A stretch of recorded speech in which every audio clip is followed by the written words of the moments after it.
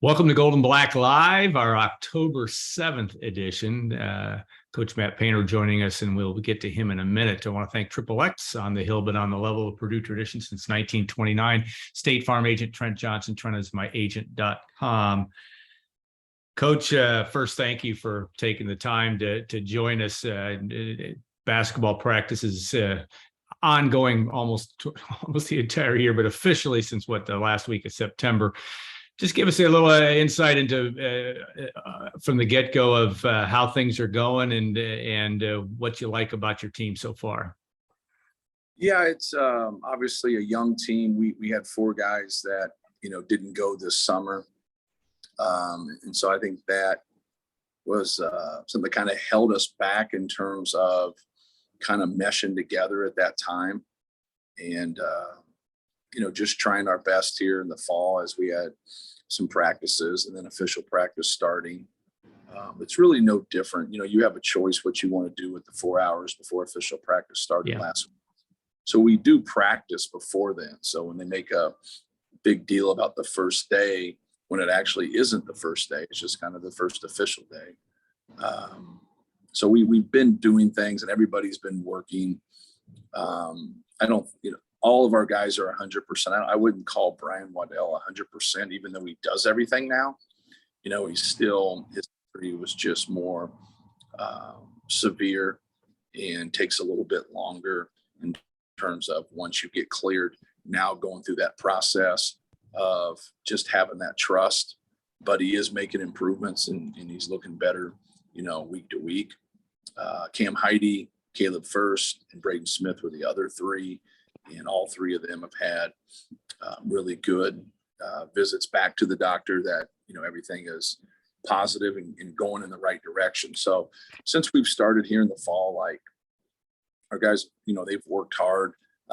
We have to have an identity of being, a sharp defensive team and an offensive team that doesn't turn the basketball over. I think those are always pillars of success. You can talk a lot of semantics through different things of the game, but those things are pretty important to be able to execute and take care of the basketball and know where the ball needs to go. So, we put a lot of time into that. We put a lot of time into defense. And I think as things get broken down last year, our number one issue was our inability to do our job. And what I mean by that is just, any coach in any sport, you have rules that you have to stick to, and then there's reads, there's some fluctuation to some different things. I guess you could call it gray area. We broke down in black and white type things, and when we did offensively, it normally ended in a bad shot or a turnover, and then that didn't help us with our issues in transition defense. We were not a very good transition defensive team, even though we put a lot of time into it. And so like that for us is just, I think you guys always relate back to the most previous team because you have people on both teams that you can relate to. So I don't think that's going to be an issue for us in terms of just simply doing our job. I think the overly talented individuals that you've had, I think their attention to detail is not as great, even though you can examples of really talented guys that their attention to detail is great. That for us was really hard. I mean, anytime we turned it over and got in transition too much, it was going to be a dogfight. It didn't mean we were going to lose. But when we didn't turn the ball over, we won. That's there was very rarely did that happen where we took care of the basketball and we lost that game. So, I liked our pieces. I liked our complement of each other. We just had to be better in that area, and we simply weren't. And I think this year will be a lot better in that area. We got to be better together. I think we're not going to maybe have a piece or two or have a dynamic guard like Jaden was, but we can be better together and execute better, turn the ball over fewer times, and then be able to really stay connected on the defensive end by doing our job and really focusing right now on communication. I think we have a lot of guys that have a passion for the game. I think we have a lot of guys that really want to win, but we don't have a lot of guys that help each other because they're simply quiet. Your personality as an individual can't be your competitive personality. You have to have that fight to you while you communicate and tie things together and help your teammates. So that's a work in progress for us. And that's something, we got to stay on as a staff. Matt, when you talk about having to be better together and, obviously you want to be more connected on defense, as you always say, but you got 5 new guys and you didn't have your whole team all summer.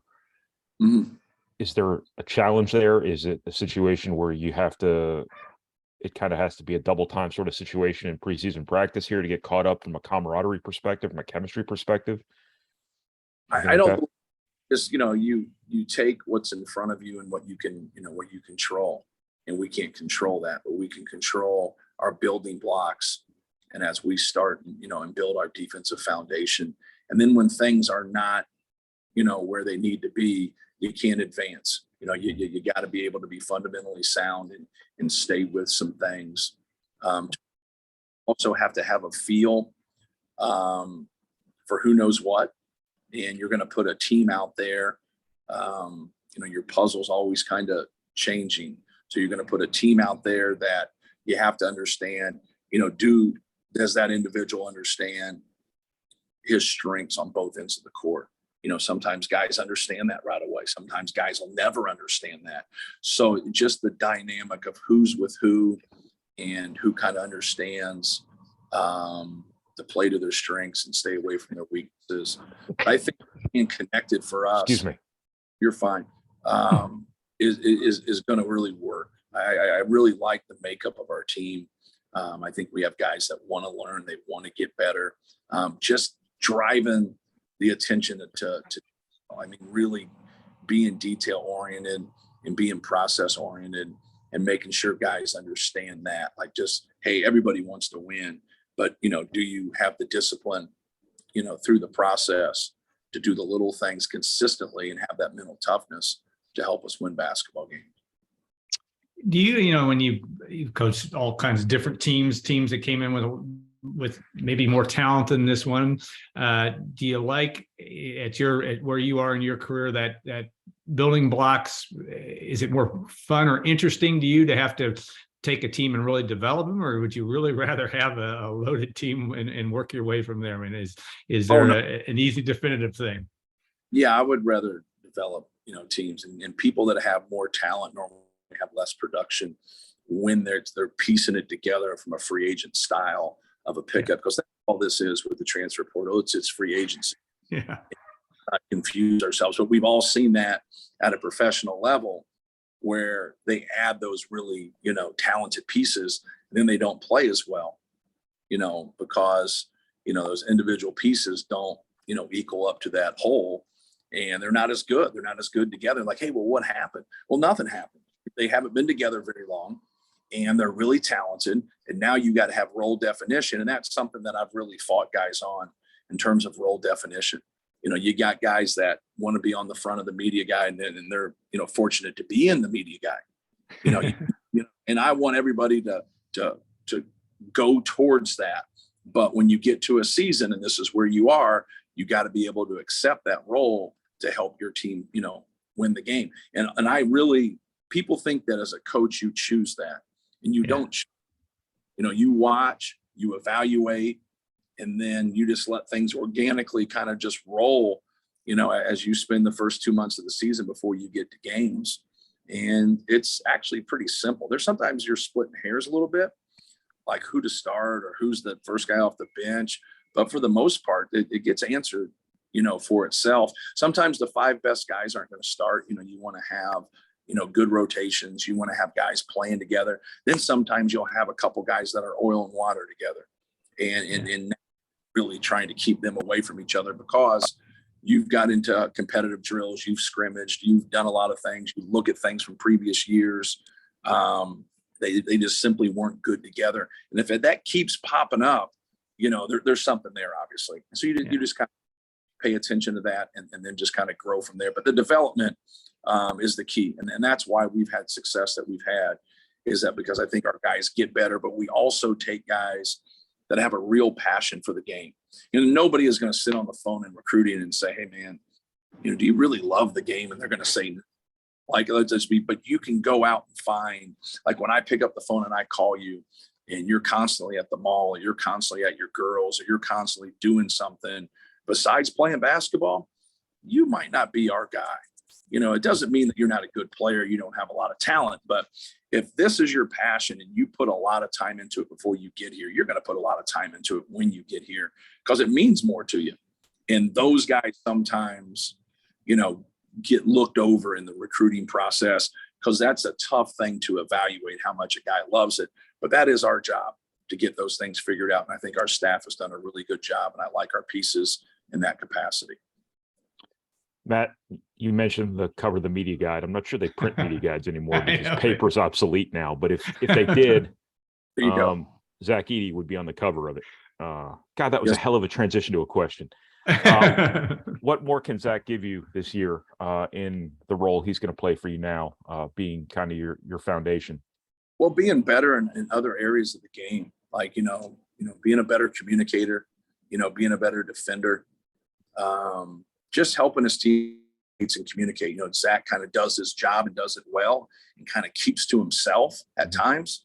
And last year, he did a much better job in communicating with those things that I talked about, just improving on all those little things, ball screen defense, changing ends, communicating on defense, communicating on offense, being a good teammate, those type of things. That's what, leadership. Sometimes guys aren't completely comfortable leading, especially from, talking all the time. But when you're as, good a player as he is, you can lead by example. And, that's what we need from him. He's going to get a lot of attention. His passing's improved. It's not something that, I would say is great, but I would say it's good. And, he just needs to keep, working in those areas and keep demanding the basketball and being tough on the offensive end and then hit the glass on both ends and, run the court. But we expect big things from him. I think he's going to have a super year. David Jenkins Jr. was a guy that I'm using as an example of a guy that was in a very established program, had success. He comes into your program and into your culture. When you look at the portal, which is always going to be a part of, going to be at least in the mix, you would think for years to come. How important is that being able to make that transfer and be able to be the right type of person in your program? And how has he worked in from that standpoint? Yeah. Well, David's done a good job. He's got a great attitude, great personality. He's been in 3 different programs. This is his 4th program. He's been around good coaches. He knows what's going on.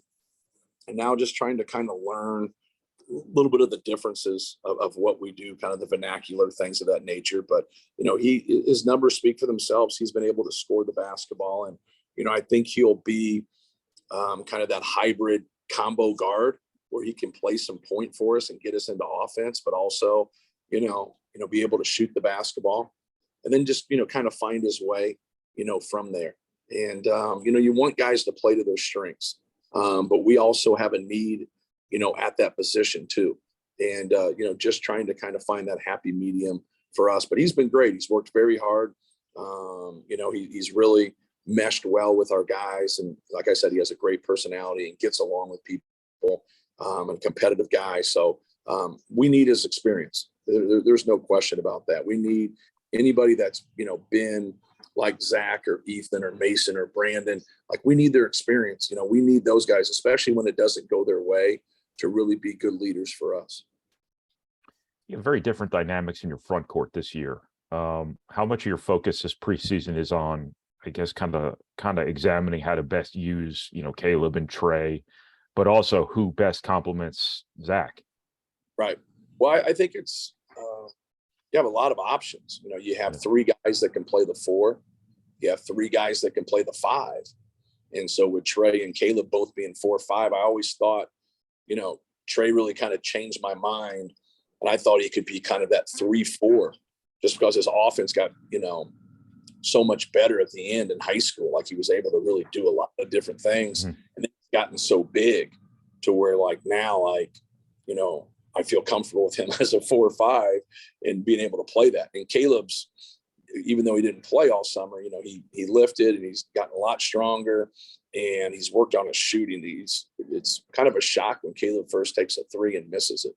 He's really shot the ball well here. And you can see there's a lot of confidence there, but he's got a pretty stroke. So Mason obviously has done a lot of little things for us. He's played hard. He's a great offensive rebounder, really stretches the defense. He gives you kind of that perfect balance because he moves so well. And then his ability to guard smaller people, I think helps his cause also. But we can have a lot of matchups with those three guys at the center with Mason, or those three guys at the four with Zach. But then we can put together and go with Caleb and Trey together, or, Caleb or Trey with Mason. So I think we have the best front court from a four guys in the country. I think people might be able to argue with us in terms of like who they start versus who we decide to start. But when you get to four people and four quality players, I wouldn't trade our guys for anybody in the country. All right. There's light at the end of the tunnel, Matt. One question each left from us. But you look at Brandon Newman with an interesting story last year, and certainly had to be those of us that have no idea what both of you had to go through in terms of a guy that played so much and didn't get to play, then came in and contributed a key time last year, late in the season. Talk about that evolution with him and how that's helped him develop, and maybe even you develop as a coach, having that type of an experience. Yeah, well, when you get to where we got 2 years ago, and then he got taken out of the lineup and he really struggled playing that role, and then knowing that, with Sasha and Jaden, that he's going to go back and come off the bench there. Now you got to play that role again. So a lot of the things, the mindset for a person starting and playing 30 games versus someone coming off the bench, they're going to play 12 to 20 minutes, is different. And you have to be able to do the things necessary to help your team win there. He just wasn't very good in that role at all. And it was something we talked about, something we worked on, and we made very little strides in that area. So it made more sense to play those starters more, give Ethan Morton more minutes, and then go from 10 to 9 in our rotation right there. And then at the end of the year, he kept working, he kept playing, he kept putting in time. Brandon's always the guy that shoots extra, watches extra film.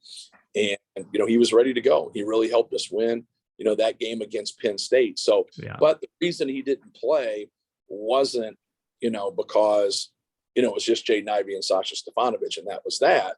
He really struggled in that role. And so, he has to learn to play to his strengths.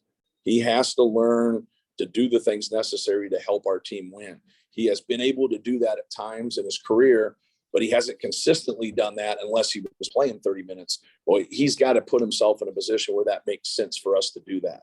So just getting him to play to his strengths, be a defender, be a rebounder, be a guy that can really move offensively, take 3-point shots, take as many 3-point shots that are good looks and rhythm as possible, and just be simple when it comes to handling the basketball and passing the basketball.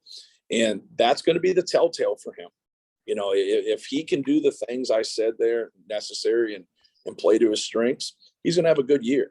And if he doesn't, then he'll push towards the role that he had this past year. I know that's something that he doesn't want, but it's all in your production and it's all in your performance. So I'm very, very clear to guys about certain things once it kind of becomes, okay, this is who you are and this is where you are.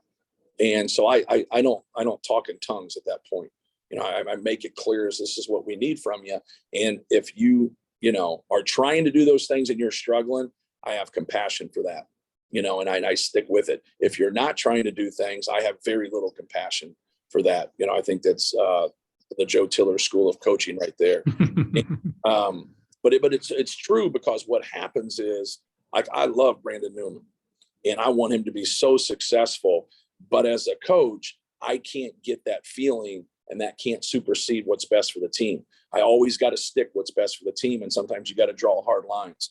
So where he ends up this year, I think he'll have a really good year. But if he doesn't play to his strengths, it could go the other way. If he plays to his strengths, he could have a fabulous. So he has the ability to be an all-conference player if he plays to his strengths. But if he doesn't, then he kind of goes back into that role he was in some capacity. And that hasn't been good in either one of the years. So I know I kind of got a mission statement there, but I think it's important, to be as frank and honest and straightforward with guys. Once they get to that third, fourth year, and that's kind of where you are, Because now being very, very honest and blunt about things is the best medicine. And that's really what's going to help them and have the best chance to have the year that they really want. All right, Brian, last question. Ask him an honest and blunt one, please. I'd imagine one of the things that can be a real stressor for coaches is youth at guard, and you're going to have a lot of it this year with Yes. Braden and Fletcher. Why aren't you worried about those guys? What have they shown you that I guess puts your mind at ease about that? Well, I wouldn't say anything's at ease. They're good players, first of all. No matter if somebody is like a quality player or not, as a coach, you have concerns just, from the people that you play, to the season and how long things are and how they adjust to things. But you're also, out there performing and, being productive. And the guys that are the most productive, are the guys that are going to play. And the guys that are trying to do what you ask them to do, more times than not are the guys that are going to play. Sometimes you'll get a guy, sometimes it's more productive that maybe doesn't put in as much work off the court. We got a group of guys that put a lot of time in across the board. And, Fletch is, very competitive, can handle the ball, can make plays off the bounce, can shoot a pull up, can shoot threes, can move. Braden is a quintessential point, got a level of toughness to him, very competitive. He can score the basketball. We got to get him to score the basketball. He has shot the ball pretty well here of late, probably the first week or so that we got rolling. Like, he wasn't looking to shoot much, but he's a very good shooter. And he's a guy that can make plays for himself and also make plays, for his teammates. And I think they're both going to be great players here. But there's going to be bumps. There's bumps in everybody's career, and you just got to be there for them and try to help them along on both ends of the court. Matt, thanks so much for your time. Always insightful, and we could go on for hours, and we'd like to, but you got other things to do, and we appreciate that. We'll be back for segment 2. Tiffany Grimes, someone that Matt Painter's gotten to know a little bit as well, will be our guest in the second segment. Purdue's new Deputy Athletic Director. Matt, thanks again. Good luck this season. And we'll be back in 2 minutes on Gold and Black Live.